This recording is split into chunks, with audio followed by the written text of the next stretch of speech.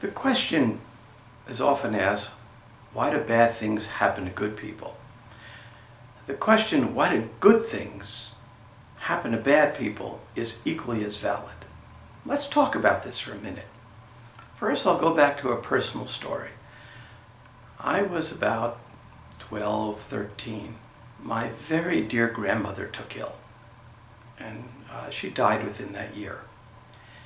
And I used to think, she was such a good person in all regards. How is it she could be suffering like this with heart failure, etc.? And a lot of realizations came from that incident over the years. One is, my grandmother looked at it very differently than me. She saw it as it's time to transition to something else. And meanwhile, I learned I just had an extreme attachment. And what needed to be considered is our consciousness. So what's good or what's bad has a lot to do with our consciousness than more the absolute good or bad. Now, here's another little story. There was a fellow in this story, similar to the Tom Hanks adventure that became a movie. The fellow was stranded on an island. Just him and a coconut tree on a small island. He says, woe is me, how could something so horrible happen to me? Then I'm hot all day and cold all night on this island. It's so miserable. So he built a shelter out of palm leaves. He said, well, at least during the day I have some shelter. And then at night it was cold, but there weren't suitable rocks, and he couldn't get a spark, but he just rubbed whatever he could together. Finally got one spark out of fire. He said, I'm so happy now. At night I can be warm, and day I can be cool.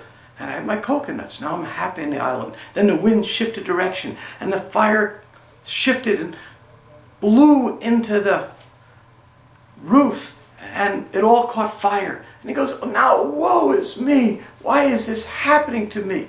Because I have nothing now. And he was so forlorn. What he didn't know is the fire got the attention of a ship, which actually came and rescued him.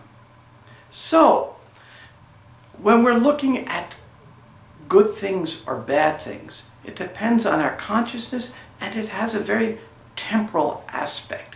What happened to grandmother, from her point of view, she was transitioning. From my point of view, it really taught me a lot about life and death. And similarly, if I'm walking down the street and I see someone who's just a real card-carrying jerk, and we all know people like that, and good things are happening to them, or I see someone who's really suffering, what I'm not seeing is the past history of that person.